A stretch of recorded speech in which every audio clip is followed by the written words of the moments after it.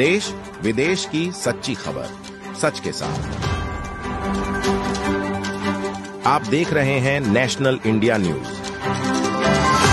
उत्तर बंगाल के सिलीगुड़ी शहर में एक बड़े फर्जीवाड़े का खुलासा हुआ है। भक्तिनगर थाना पुलिस और एसओजी की संयुक्त कार्रवाई में फर्जी आधार कार्ड बनाने वाले गिरोह का भंडाफोड़ किया गया। गोपनीय सूचना के आधार पर पुलिस ने ईस्टर्न बाईपास के पास ढाकेश्वरी मंदिर रोड फलाकदाईवाड़ी इलाके में छापेमारी की। छापेमारी एक स्टूडियो पर की गई, जहां स्टूडियो के पीछे अवैध आधार कार्ड तैयार करने का धंधा चल रहा था। कार्रवाई के दौरान पुलिस ने स्टूडियो मालिक चितरंजन सरकार समेत कुल 7 लोगों को गिरफ्तार किया है। आरोप है कि अवैध कारोबार पैसे के बदले आधार कार्ड बनाकर चलाया जा रहा था। स्थानीय लोगों के अनुसार आरोपी पिछले कई वर्षों से इलाके में रह रहे हैं और लगभग 3-4 साल से दुकान चला रहे थे। हालांकि लोगों को उनके गैर कानूनी कार्य की भनक तक नहीं लगी। फिलहाल भक्तिनगर पुलिस ने सभी आरोपियों से पूछताछ शुरू कर दी है। पूरे नेटवर्क की जांच जारी है।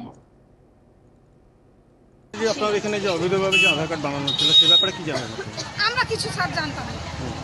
আমরা জানি ফটোর দোকান প্লাস হলো জেরক্স টেরক্স করা হয়, আমরাও জেরক্স করি বাচ্চাদের কলেজের জন্য। আর কয়েকদিন ধরে যেগুলো জিনিস উঠেছে, বেশি দিন হয় না। কতদিন ধরে এরা আছে? এরা 8-9 বছর তো হবে না, 8-9 বছর।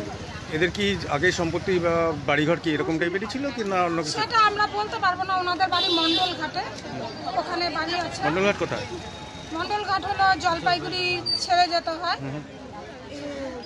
রানীনগর ছাড়াই না না না, রানীনগর উল্টা সাইডে তারপর কাইসাবাড়ি গোলাপগঞ্জ না মন্ডল ঘাটে বাড়ি আছে। ওখানটাই আমরা জানি। ওখান থেকে আইসে এখানে জমি কিনলো। কোথায় ছিল এদের দোকান? কোথায় ছিল? দোকান ছিল ইস্টার্ন বাইপাসের ধারে। দোকান এখন বন্ধ করে দিয়ে যে অভিযুক্ত যে তার নামটা কি বলবেন? নাম যেন কি হয় আকাশের মা নাম কি জানি? দাস কিনা মন্ডল?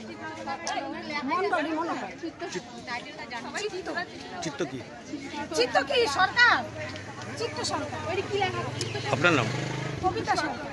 আপনি কি প্রতিবেশী? হ্যাঁ। আপনারা কেউ কিছু জানতেন না ব্যাপারে? না, আমরা কেউ কিছু জানি না। আমি পেলাম ফেসবুকে, আমি জানতাম না যে ওইখানটায় এরকম আধার কার্ডের ইয়া হয়। আমি যখন ফেসবুকে দেখলাম তখন দেখলাম যে 7 জনকে ধরা হয়েছে। এটা তো আমরা মানে খুবই আনন্দ যে এরকম অনিয়ম কাজ বেনিয়ম কাজগুলো যেন না ধরা পড়ে। পুলিশের ওপর আস্থা তো নেই। পুলিশের কোনো কাজ করে নাকি? ও তো চটি চাটা, ও কোনোদিনও কাজ করবে না।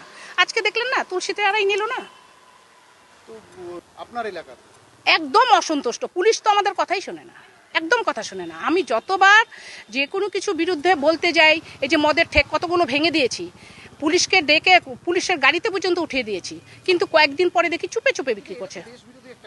হ্যাঁ, না পুলিশের কোনো ব্যাপার নাই তো, উপর থেকে নির্দেশ, ওরা আমাদের তো মানবেই না ওরা।